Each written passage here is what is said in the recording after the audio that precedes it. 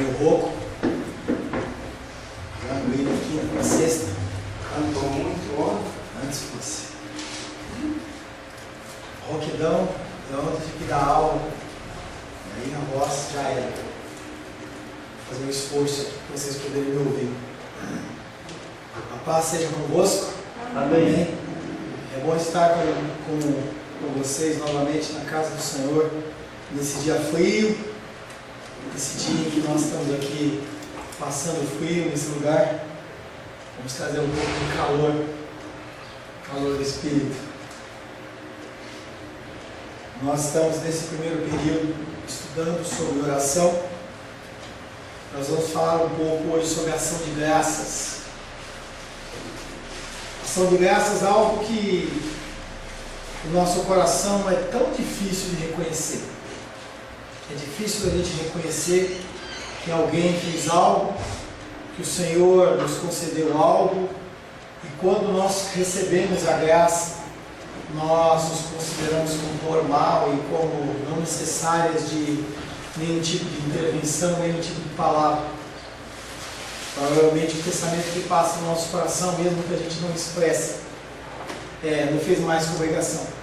Mas na verdade, o Senhor ele não tem nenhuma obrigação para conosco. Ele nos abençoa através da sua graça e da sua misericórdia, e a nossa obrigação é sermos gratos por todas as coisas. A ação de graças tem de ser uma parte integral da oração. Muito mais do que pedir, nós temos que saber agradecer ao Senhor. A ação de graças ela deve estar ligada às nossas petições, porque a grande maioria das coisas que nós pedimos, nós temos sido abençoados. As Escrituras nos mandam que nos acheguemos a Deus e lhes apresentemos as nossas petições, e nós começamos na semana passada a falar algo sobre isso, que nós temos que realmente entender que tudo vem do Senhor, e nós temos que nos submeter à sua vontade e à sua soberania. E quando nós pedimos ao Senhor as coisas que nós necessitamos, nós nos colocamos em submissão à sua força e ao seu poder. A ação de graças é nada mais, nada menos do que um reconhecimento de Deus, um reconhecimento de todos os seus benefícios. Muitas pessoas acham que as coisas naturais da vida, elas são naturais, mas elas não são. Quantas pessoas no dia de hoje não levantaram? Como o Sebastião orou, quantas pessoas hoje estão no hospital simplesmente porque o rim não funcionou, o coração está falhando, o pulmão não está funcionando direito, e nós estamos aqui hoje com todos esses órgãos funcionando perfeitamente, senão você não estaria aqui. E as pessoas elas entendem essas coisas como algo natural, mas não são naturais. Muitas pessoas padecem dessas dificuldades. Salmos 103, 2, abra por gentileza.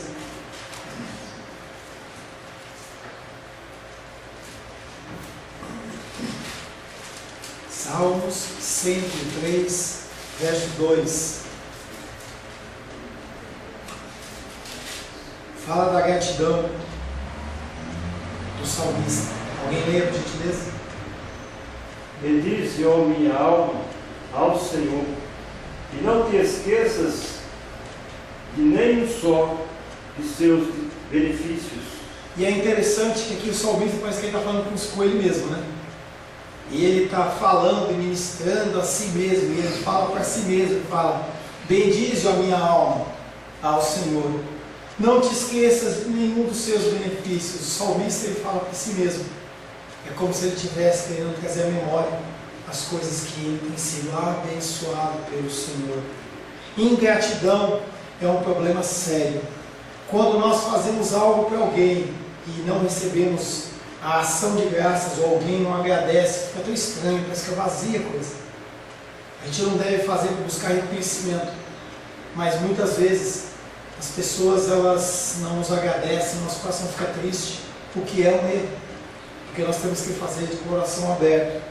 Mas a ingratidão é um problema sério. Se nós, como seres humanos, não conseguimos reconhecer a gratidão entre nós, no sentido horizontal, de pessoas com coisas concretas, como reconhecer a gratidão das coisas que o Senhor nos entrega, no funcionamento do órgão, a movimentação, o alimento, todas as coisas que o Senhor nos concede. O não ser grato, você não ser grato é marca de dois grupos de pessoas. A falta de gratidão é a marca de dois grupos de pessoas. O primeiro são os pagãos, aqueles que não conhecem a Cristo. E o segundo grupo, ao qual a ingratidão marca, são pessoas que já estão com o coração frio, são as pessoas que estão apostatando da fé.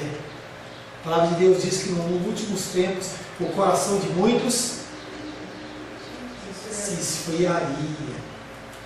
Essa frieza de coração, ela é demonstrada muitas vezes pela ingratidão. Romanos capítulo 1, versos 20 e 21. Romanos capítulo 1, versos 20 e 21.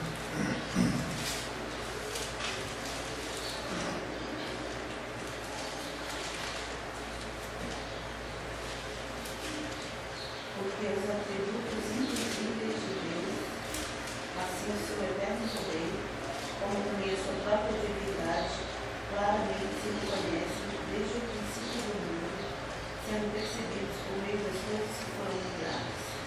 Tais homens são, por isso, indesculpáveis, porquanto, tendo o conhecimento de Deus, não o glorificaram como Deus, nem lhe deram graças, antes se tornaram nulos em seus próprios assassinos, obscurecendo suas coração insensato. O apóstolo Paulo manda essa carta aos Romanos, falando que, mesmo que as pessoas não tenham ouvido do Evangelho, numa sinagoga, ou numa igreja, ou em qualquer lugar que seja, elas são indesculpáveis. Porque o Senhor, Ele se revela os seus atributos, a sua bondade, a sua benignidade, a sua misericórdia, a sua graça. E todos os outros atributos do Senhor, eles são visíveis no dia a dia.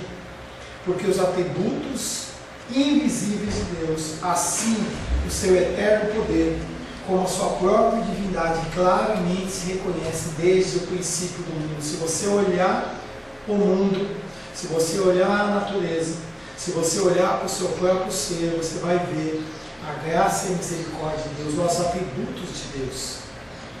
Nós fomos formados à imagem e semelhança do Senhor. Ontem eu aprendi um negócio que eu não sabia.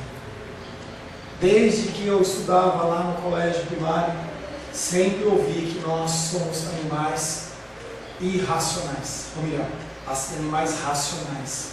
Mas a pergunta que foi feita ontem é: nós somos animais? Nós não somos animais.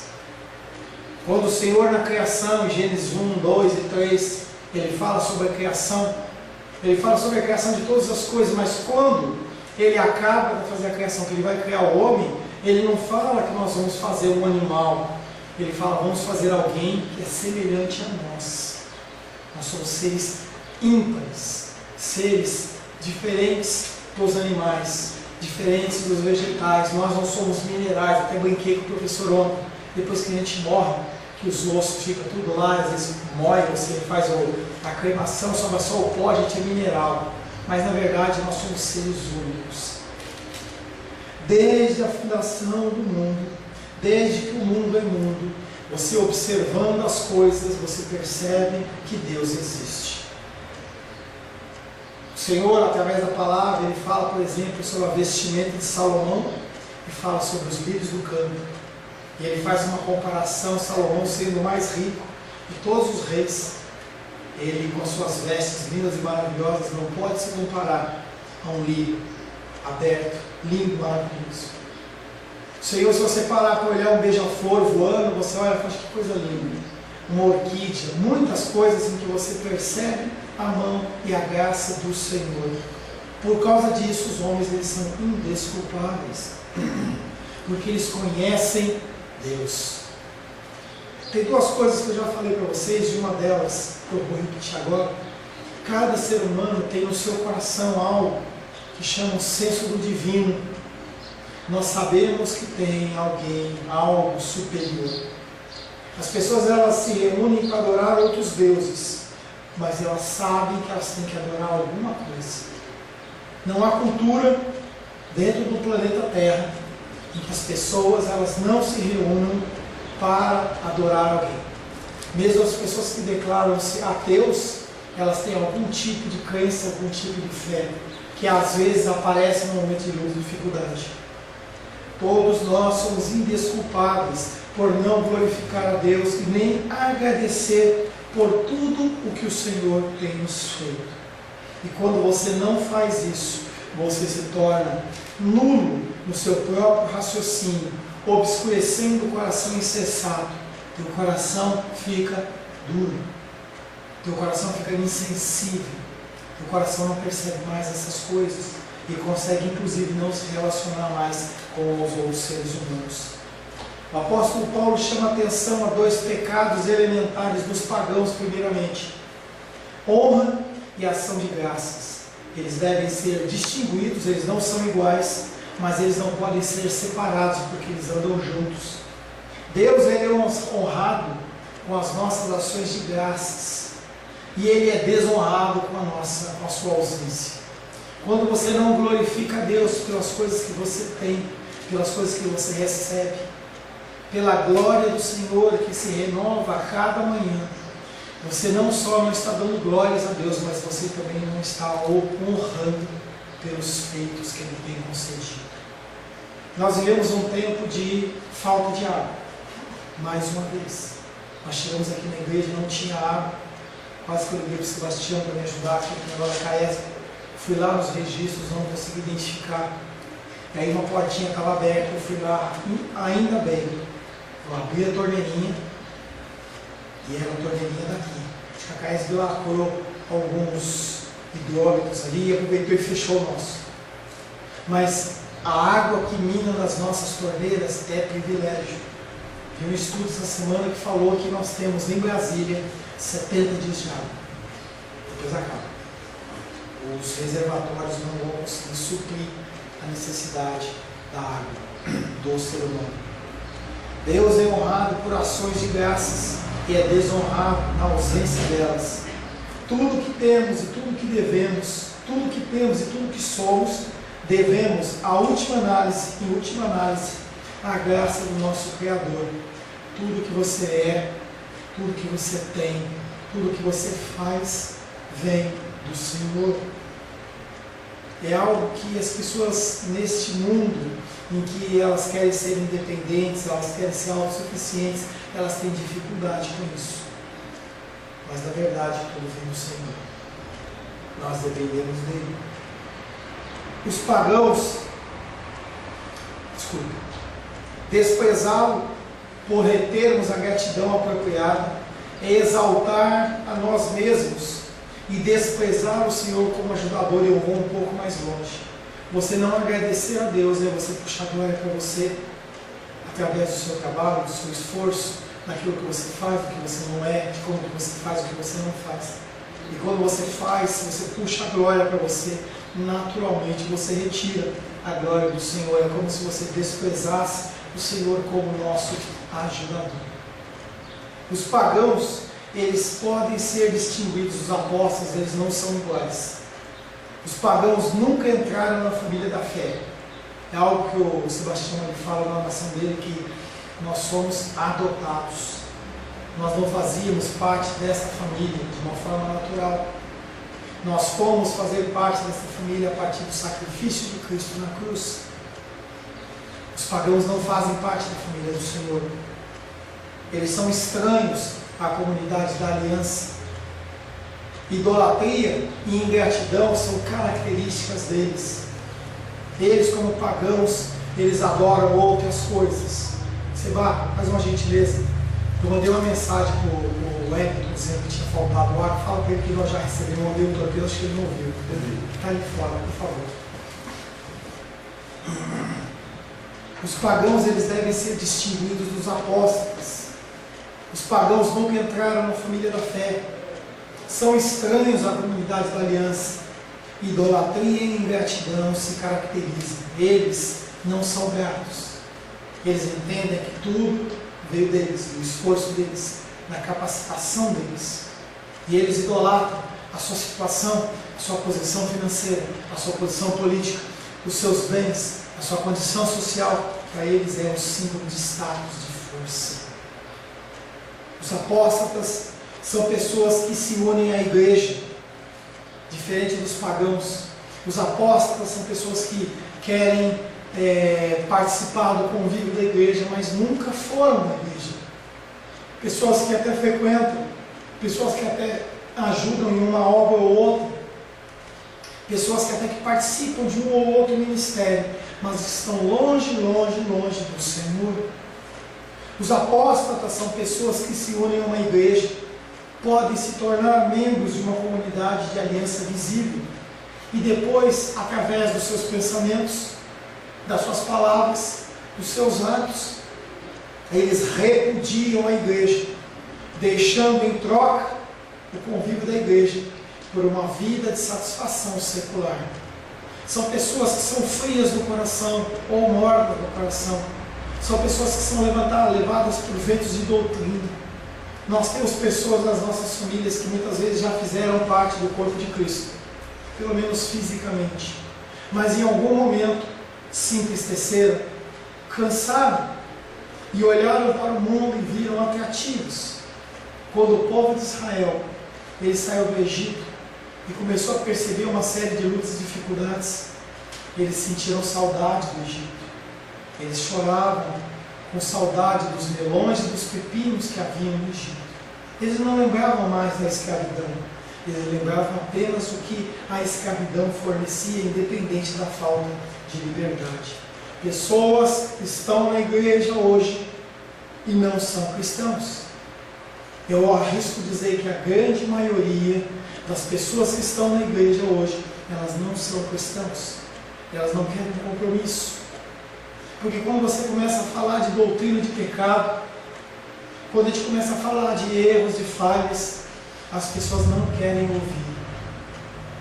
As pessoas, elas entendem que algo está errado dentro dessa fala, dentro desse tipo de conversa, e elas preferem muito mais ouvir coisas que massageiem os seus egos do que ouvir repreensões.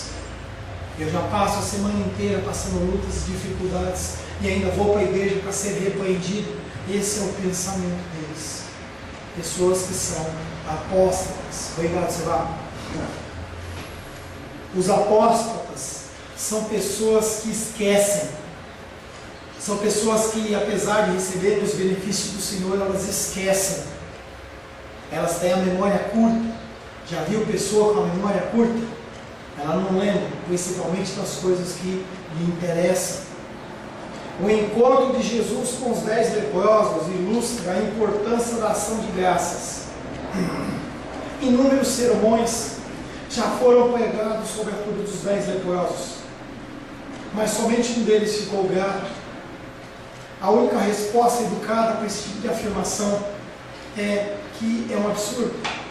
Você consegue imaginar 10 pessoas leprosas que naquele contexto eles tinham parado de ter o convívio com a família, com a esposa, com os filhos, com os pais, andavam largados pelo mundo, de uma hora para outra eles são curados e eles não são gratos? Isso não é a gratidão, é a falta da manifestação da gratidão. É claro que os 10 leprosos ficaram gratos, só que um apenas foi entre eles, pensou: antes de eu ir para os meus, eu tenho que agradecer àquele que me curou. Essa é a diferença.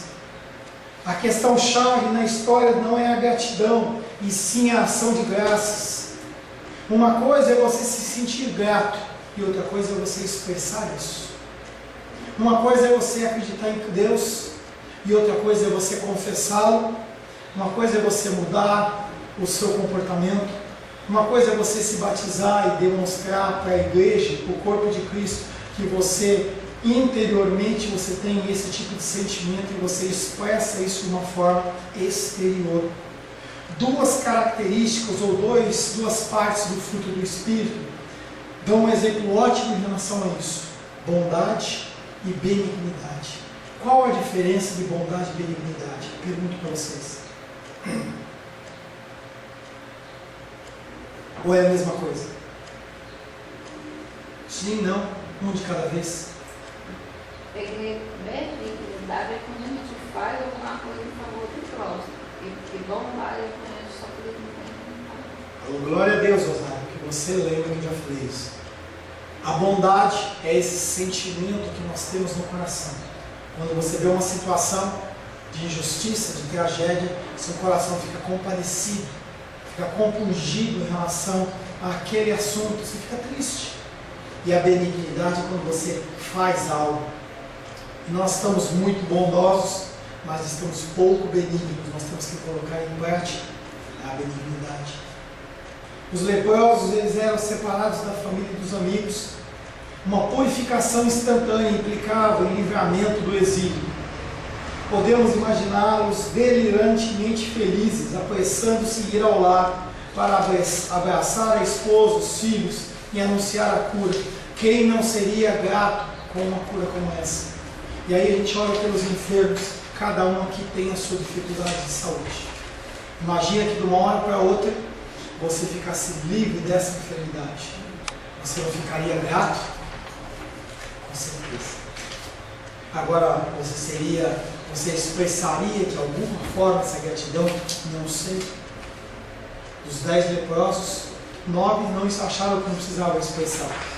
Saíram correndo de sua vida. Um voltou para expressar. Somente um deles adiou seu retorno ao lar e tomou tempo para dar graças. Lucas capítulo 17, verso 15 e 16.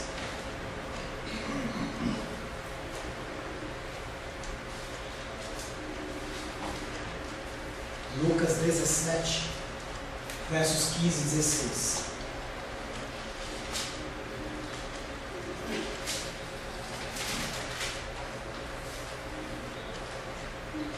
Alguém, por favor? Um dos 10, vendo que fora curado, voltou, dando glória a Deus em alta voz, e prostrou-se com o rosto em terra aos pés de Jesus, agradecendo-lhe, e este era samaritano. E aí o fechamento dessa história, de 10 um volta, vendo que fora curado, ele voltou dando glória a Deus, baixinho, é isso?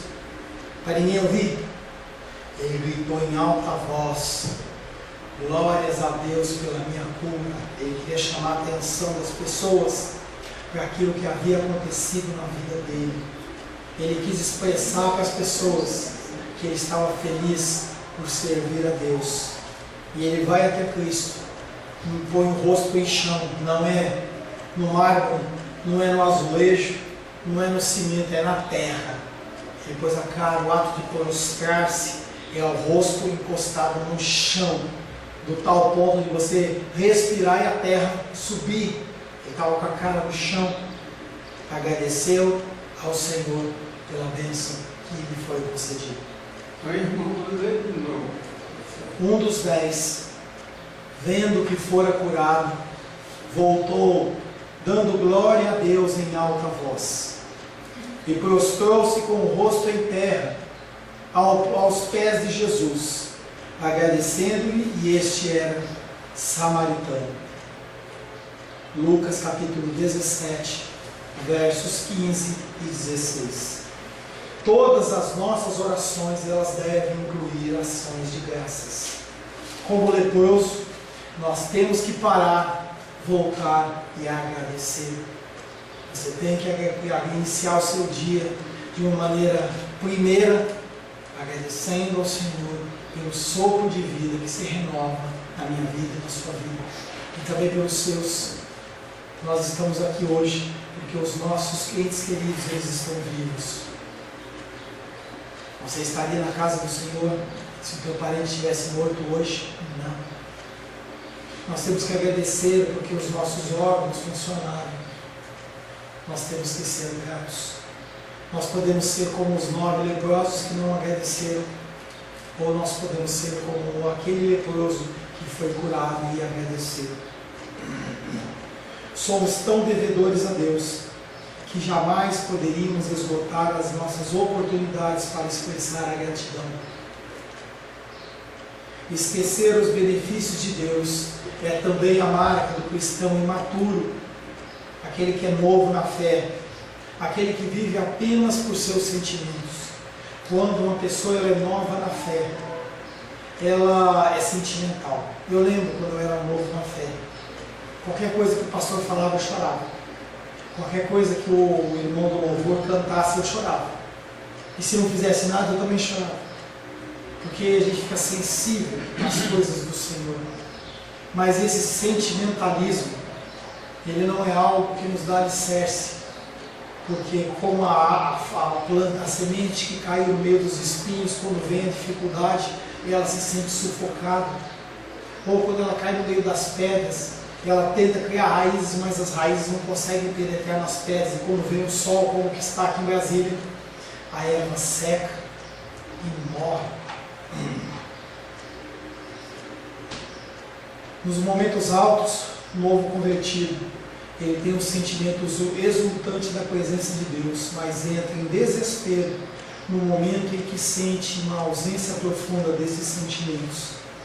Ele vive de bênção em bênção, sofrendo as angústias de uma memória curta. A pessoa, ela, quando é um novo convertido, ela não consegue se lembrar das benesses, dos benefícios de Deus. E cada vez que a luta vem, e ela vem, ele cai. Vive sempre no presente, saboreando o agora, mas perdendo de vista o que Deus fez no passado. Quando você vê no Antigo Testamento, você vê quantas mensagens foram dadas de alento para nós, para que nós não esqueçamos dos benefícios do Senhor. A festa da Páscoa é a festa mais importante para os judeus, em que eles relembram a saída do Egito e a salvação todos os anos. E aquela história ela é incutida na cabeça das crianças, para que elas saibam que elas são dependentes de Deus. Sua obediência e tudo são tão fortes quanto a intensidade da última recordação da bênção. Se a bênção ela foi bem próxima, ela pode sim oferecer um culto agradável a Deus. Mas se a bênção tem mais que uma semana, a pessoa esquece. Ela já pensa na próxima que ela está precisando. Se Deus jamais nos desse outro vislumbre da sua glória nesta vida, se Ele jamais respondesse outro pedido que eu fizesse ou que você fizesse, se Ele não concedesse mais nenhum dom, nem mais uma graça, mesmo assim, nós estaríamos obrigados a passar o resto das nossas vidas agradecendo por tudo que Ele já fez. Por tudo que Ele já fez, Ele fez muitas coisas. E aí nós cantamos aquele hino, quantas bênçãos, dize-as, quantas são, e verás surpreso quanto Deus já fez. Se você para pensar no seu dia, tudo que o Senhor já tem concedido a você, não há motivo para você esmorecer. É tão interessante a gratidão, porque nós confiamos nas pessoas. Se uma pessoa ela te abençoa várias vezes financeiramente ou de qualquer sorte, você confia nela, você não desconfia. Mas Deus que entregou o seu próprio Filho para morrer por mim e por você, Ele entregou o seu melhor. Nós continuamos desconfiando de Deus. Quando chega a conta da CAES na segunda-feira pela manhã, você não tem dinheiro, você esquece os benefícios do Senhor, você esquece aquele sentimento que tomou seu coração no culto de domingo à noite, em que você agradecia a Ele pela sua grandeza, e você se desespera. Já temos sido abençoados com tanta suficiência, que devemos ser movidos diariamente por ações de graças. Apesar disso, apesar da nossa ingratidão, Deus ele continua a nos abençoar. Porque se o Senhor afastar a mão dele de nós, como afastou de Saul, e a oração que o irmão Cláudio faz, não nos lance fora da tua presença. Se o Senhor nos lançar fora da sua presença, nós estamos perdidos. Alguém pode dizer, com tantas pessoas famintas por aí, pode ser errado eu orar por um tapete novo na minha sala de estar. As pessoas muitas vezes se constrangem com isso.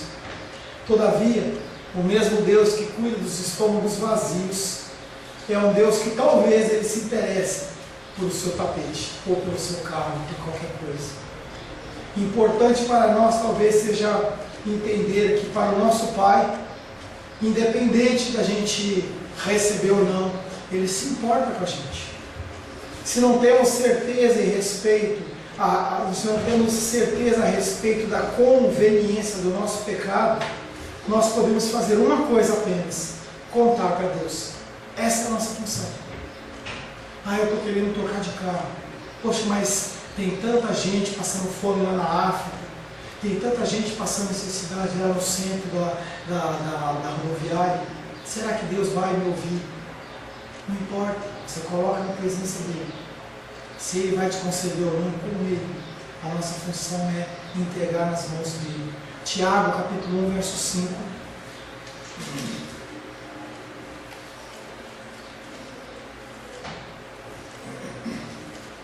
Tiago, capítulo 1, verso 5.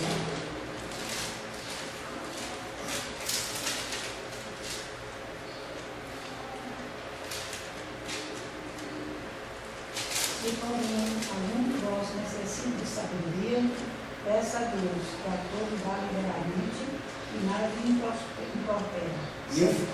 E seria conseguido. E eu falei de bens, mas também, se você precisa de sabedoria do Senhor, peça a Ele. O Senhor está falando que você precisar, peça a Ele. A expressão grega que fala sobre nada lhe impropera significa literalmente sem lançar de volta na sua face. A sua colocação, ela não é jogada de volta na sua face. Ela é apreciada. Sim ou não. Mas o Senhor, Ele leva em conta. Não precisamos temer a reprovação de Deus, contanto que estejamos buscando sinceramente a sua vontade em determinada situação. Busque a Deus para saber se é aquilo que Deus quer que você peça, que você faça. Nada é grande demais, nada é pequeno demais diante de Deus em oração. Desde que não seja algo que temos certeza que é contrário à vontade de Deus, que é manifestada com clareza na sua palavra.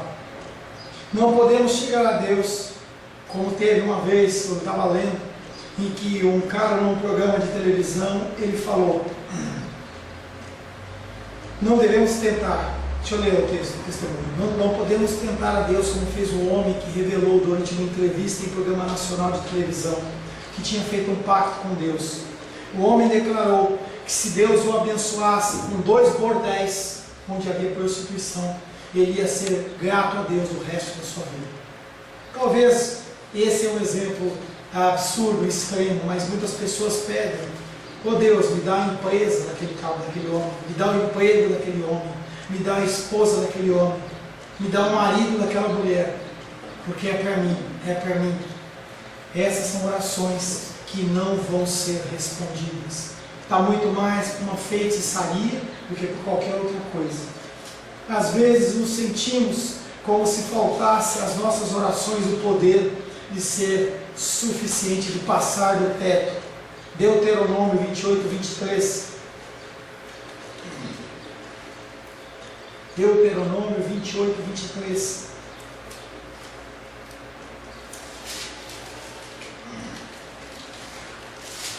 Os teus céus sobre a tua cabeça serão de bronze, e a terra debaixo de ti será de ferro. E aí o Senhor está falando sobre o comportamento do povo na falta da adoração ao Senhor, na falta do compromisso com o Senhor. Ele fala: os seus céus serão de bronze, as suas petições, os seus clamores não chegarão a mim. É como se as nossas petições caíssem em ouvidos surdos e Deus permanece quieto e desinteressado por nosso apelo fervoroso. Por que esses sentimentos nos assombram? Há várias razões porque ficamos às vezes frustrados em orações. Primeiro, as nossas orações, muitas vezes, elas são orações vagas.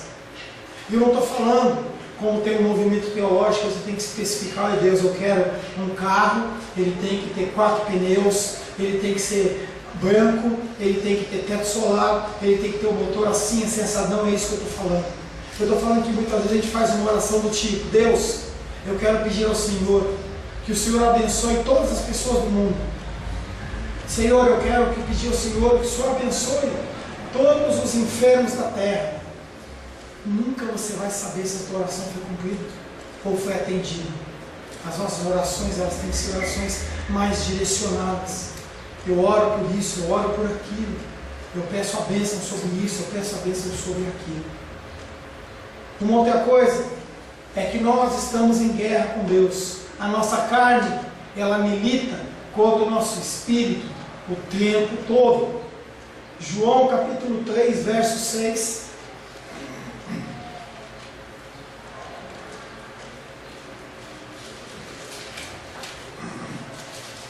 João 3, 6.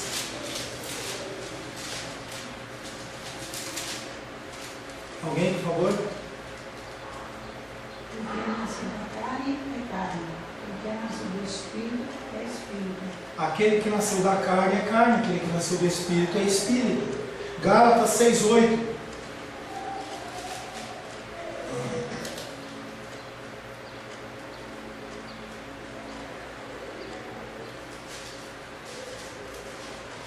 João 8. Não, agora é Gálatas capítulo 6, verso 8. João já foi. Gálatas 6, 8.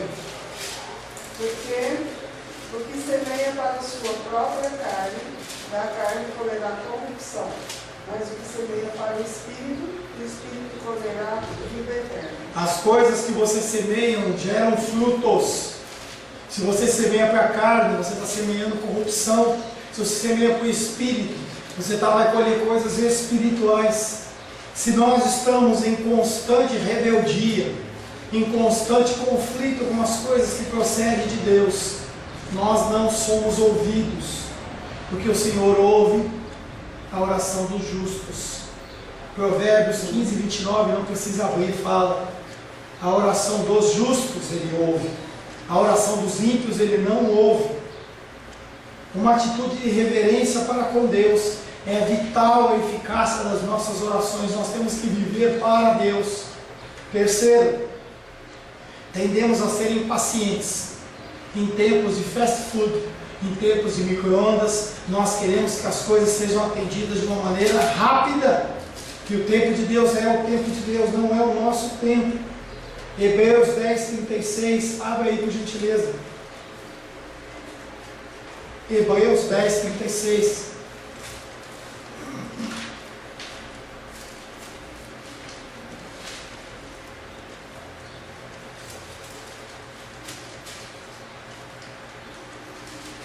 Alguém lê? Mas temos necessidade de perseverança, para que, havendo feito a vontade de Deus, alcanceis a promessa. Você quer pedir algo ao Senhor? Persevere, continue pedindo, continue pedindo. Nós somos impacientes, e quando nós pedimos e não somos atendidos, nós largamos de mão. Parece criança quando ganha um brinquedo novo. A época das crianças está chegando, e as crianças vão ficar loucas na frente da televisão.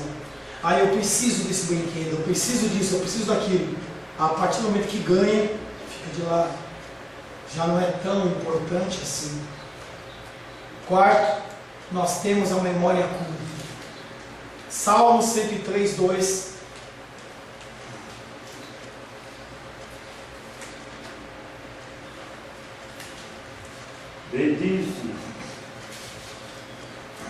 Bendize, ó minha alma, ao Senhor, e não te esqueças de nenhum só dos seus benefícios. É fácil esquecer os benefícios de Deus e os dons dados pelas mãos de Deus. O crente lembra os dons de Deus e não exige. O crente verdadeiro, ele lembra os dons de Deus do passado, do que já aconteceu, e ele não exige nada. Ele não precisa que a cada momento tenha um novo milagre para que a fé dele seja estabelecida. E hoje as igrejas, elas são pautadas nisso. Se cada culto você não sentir um arrepio, se cada culto você não sentir algo diferente, se o Senhor ele não estiver presente naquelas coisas que você quer de uma forma integral, Deus não me ama. Eu não vou servir mais esse Deus. Vou para outra igreja. Embora Deus nos acumule de graça sobre graça, devemos ser capazes de regozijar-nos com o benefício de Deus, ainda que não recebamos nenhum outro benefício da parte dele. E aquilo que nós já falamos, Se você de agora para frente não receber mais nada de Deus, já é motivo suficiente para você ser grato o resto da sua vida. Lembre-se dos benefícios do Senhor quando estiver diante dele. Mateus 7,11, para a gente finalizar.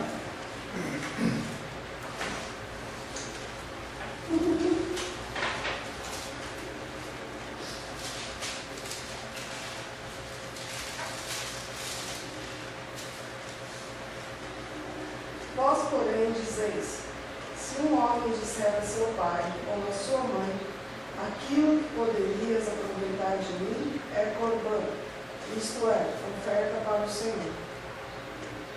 Toda vez. E eu li errado. Eu mesmo. De Marcos.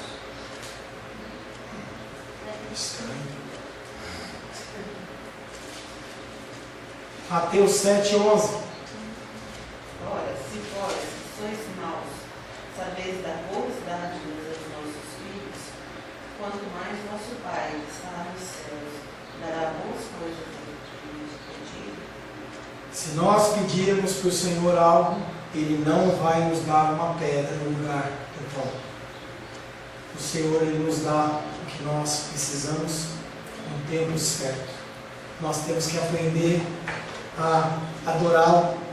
Nós temos que aprender a confessar os nossos pecados. Nós temos que aprender a glorificar, a adorar o Senhor e também fazer as nossas petições. Amém? Feche seus olhos. Senhor, em nome de Jesus, agradecemos ao Senhor por todos os seus benefícios nas nossas vidas. Queremos agradecer pelo teu grande amor e pela tua graça. Queremos, Pai querido, pedir que o Senhor possa estender a tua graça sobre as nossas vidas, Pai. Mais um dia, mais uma semana que se inicia, sem a qual nós estaremos perdidos, Pai. Pedimos que tu sejas conosco. Agradecemos por esses ensinamentos em nome de Jesus. Amém. A paz seja convosco. Meu nome é Paulo César. Eu sou pastor da Igreja Cristã Semente de Vida, aqui em Brasília, Distrito Federal. Me alegro que a palavra tenha te alcançado. A palavra faz isso. Ela alcança as pessoas aonde quer que elas estejam. E você foi agraciado com esta palavra. Não que eu tenha nada especial a te dizer. A palavra ela é suficiente e ela usa quem ela quer. E eu me alegro por ter sido um canal para poder te abençoar. Mas eu quero te dizer que não basta você ser um ouvinte, não basta ser uma pessoa que se alegra quando você ouve a palavra de Deus. A vida, ela é feita de decisões. Se você está ouvindo esta palavra hoje, eu creio que o Espírito Santo tem um propósito especial com você. Muito mais do que prosperidade, muito mais do que uma cura física, uma cura emocional ou espiritual, Ele quer te alcançar para a vida eterna. Nós investimos nosso tempo, nós investimos as nossas forças em coisas terrenas, mas o Senhor Ele tem muito mais a oferecer. Ele tem sim para você a cura, Ele tem sim para você a prosperidade, mas Ele tem muito mais que isso. Submeta-se a um Deus que Ele é capaz de mudar e transformar a sua vida por completo. Creio que o Espírito Santo Ele é capaz de tocar o teu coração. Quero pedir que você curve a sua cabeça. Senhor, em nome de Jesus, coloco na tua presença essa vida que ouve esta ministração, que ouve esta palavra. Pai, eu não tenho capacitação nenhuma, mas o teu Espírito Ele é capaz sim de tocar nesta vida, gerar nela mudança, transformação, arrependimento, e que ela possa simplesmente bater no peito, convencendo-se que é pecadora e que precisa de um Deus salvador. Não há um caminho a ti, meu Deus, que não seja através de Cristo. E eu lhe peço, Pai querido, que você alcance essa vida e ele possa sim tomar uma decisão pessoal pelo Senhor, em nome de Jesus. Amém. Amém, meu querido. Amém, minha querida. Fico contente que você esteja ouvindo essa ministração até o fim. E peço que você não se limite a ouvir os cultos pela internet. Você procure perto da sua casa uma igreja, um lugar que proclame a palavra do Senhor. Eu oro para que o Espírito Santo te direcione nessa busca, porque muita coisa tem sido oferecida que não é o Evangelho. Eu abençoo a sua vida em nome de Jesus. Amém.